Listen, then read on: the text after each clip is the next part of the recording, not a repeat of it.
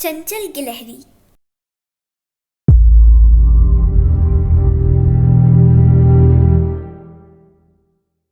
बरगद की कोतर में एक गिलहरी का परिवार रहता था। गिलहरी का एक बच्चा भी था। उसका नाम था चंचल। सुबह होते ही घर के सभी बड़े सदस्य जंगल की ओर चले जाते। वहाँ पर वे तरह तरह के फल इकट्ठे करते थे और शाम को घर वापस लौट आते थे। चंचल गिलहरी कोतर में अकेली रह जाती थी। उसका मन नहीं लगता था, इसलिए अपनी माँ से पूछ लिया। वह दोपहर में मुर्गी काकी के यहाँ चली जाती थी। मुर्गी काकी भोजन की तलाश में बाहर चली जाती थी, पर उसके चारों चूजे घर पर ही रहते थे। वे सभी चंचल के मित्र थे। एक दिन चंचल जब उनकी झोपड़ी में पहुंची तो उसने पाया कि चारों चूजे सोए हैं। यह देखकर वह लौटने लगी। अचानक उसकी निगाह झोपड़ी में लगे बड़े शीशे पर पड़ी। चंचल उसके सामने जा खड़ी हुई। वह बहुत ध्यान से अपने आप को देखने लगी। उसने सोचा कि खरगोश दादा की रोई कितने अच्छे हैं, उनका रंग कितना प्यारा है। उसे अपने मित्र बकरी के बच्चे का ध्यान हुआ आया। सोचने लगी, उसके सींग कितने सुंदर हैं। मुर्गी काकी की भी याद आई।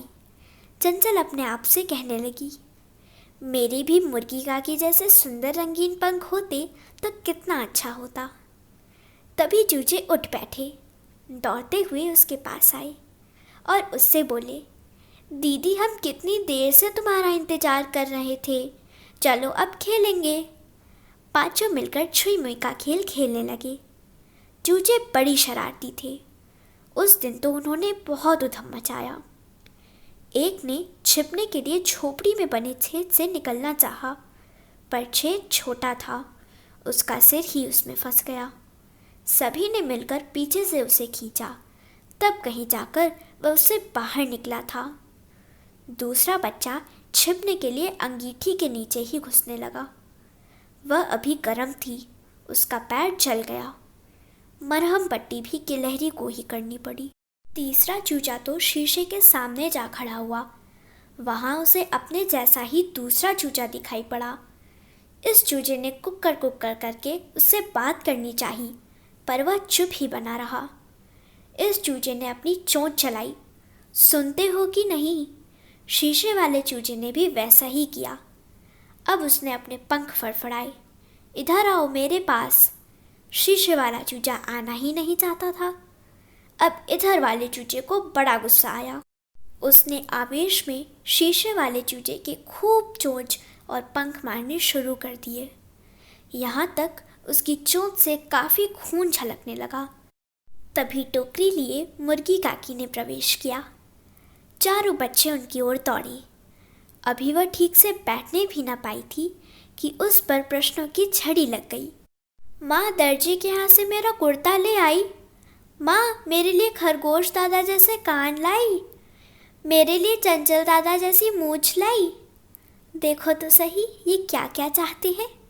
मुर्गी हंसकर चंचल से कहने लगी। फिर वह चारपाई पर आराम से बैठ गई। छोटे को कुर्ता दिया और कहा, ले पहन कर दिखाओ। बाकी तीनों चूजों को देखते हुए बोली, देखो तुम ऐसी चीज़ें मांगते हो जिनका लाना संभव नहीं। रंग रूप तो भगवान की दी हुई चीज़ है, उसकी नकल क्यों करते हो? नकल करना ही चाहते हो तो अच्छे गुणों की करो। तुम जितने अच्छे बनोगे सभी तुम्हें प्यार करेंगे। चूजे तो अभी अपनी माँ से बहस कर ही रहे थे, पर गिलहरी की समझ में बात आ गई थी। वह खुशी से फुदकती हुई बरगद की पेड़ की ओर दौड़ पड़ी।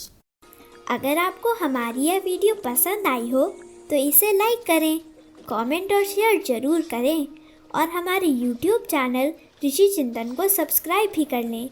साथ ही बेल आइकन को भी दबाएं ताकि आपको आने वाली वीडियोस की नोटिफिकेशंस मिलती रहें। धन्यवाद।